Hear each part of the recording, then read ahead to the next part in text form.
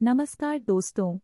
आज हम आपके लिए लेकर आए हैं भगवद गीता के अध्याय 17 श्लोक 25 की अद्भुत व्याख्या। इस वीडियो में हम जानेंगे कि कैसे यह श्लोक हमें अपने कर्तव्यों और बलिदानों के प्रति जागरूक करता है। अगर आपको हमारा कंटेंट पसंद आए तो कृपया लाइक करें और हमारे चैनल को सब्सक्राइब करें। चलिए शुरू करते हैं आज का सफर। यज्ञदान तपःकर्म नात्यागी नेति च्यते, जिन्हें यज्ञ, दान और तप से किए गए कर्मों का त्याग करने वाला कहा जाता है। इस श्लोक में भगवान श्री कृष्ण ने उन कर्मों की व्याख्या की है जो यज्ञ, दान और तप से जुड़े होते हैं। यज्ञ का अर्थ है अपने से ऊपर किसी उच्च शक्ति की पूजा करना। दान का अर्थ है दूसरों की भलाई के लिए अपनी वस्तुएं और धन देना। तप का अर्थ है आत्मसंयम और साधना करना। यह श्लोक बताता है कि जो व्यक्ति इन तीनों कर्मों का त्याग करता है वह वास्तव में अपने जीवन का उद्देश्य समझ नहीं पाता।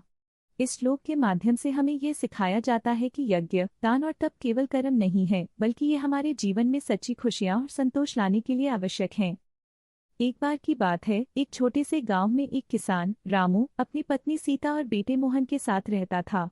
रामू एक मेहनती किसान था, लेकिन उसके पास बहुत कम संसाधन थे। एक दिन गांव में सूखा पड़ गया। फसलें सूखने लगी और गांव के लोग परेशान हो गए।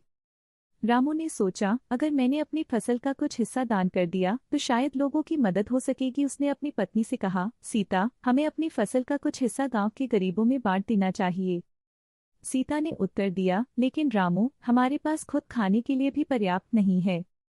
रामू ने कहा, मुझे पता है, लेकिन हमें यज्ञ और दान की परंपरा का पालन करना चाहिए। यह हमारे धर्म का हिस्सा है। सीता ने रामू की बात मान ली और उन्होंने अपनी फसल का एक हिस्सा गांव के लोगों में बांट दिया। कई लोग उनके इस कार्य की प्रशंसा करने लगे। साथ ही रामू ने अपने बेटे मोहन को भी सिखाया कि दान करने से हमेशा खुशियां मिलती हैं। कुछ दिनों बाद गांव में बारिश हुई और फसलें फिर से लहलहाने लगी। सभी लोग रामू की दरियादिली की चर्चा करने लगे। मोहन ने पूछा, पापा, क्या हमें दान करने से ही यह बारिश हुई? रामू ने मुस्कुराते हुए कहा, बेटा, यज्ञ, दान और तप का महत्व समझना ही सबसे बड़ा ज्ञान है।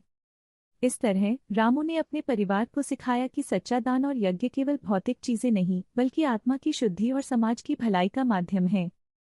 इस कहानी से हमें यह सीख मिलती है कि यज्ञ, दान और तप के कार्यों को कभी नहीं छोड़ना चाहिए। दोस्तों, अगर आपको यह कहानी पसंद आई हो तो कृपया लाइक करें और हमारे चैनल को सब्सक्राइब करें। और ऐसे ही और ज्ञानवर्धक वीडियोस के लिए हमारे साथ बने रहें।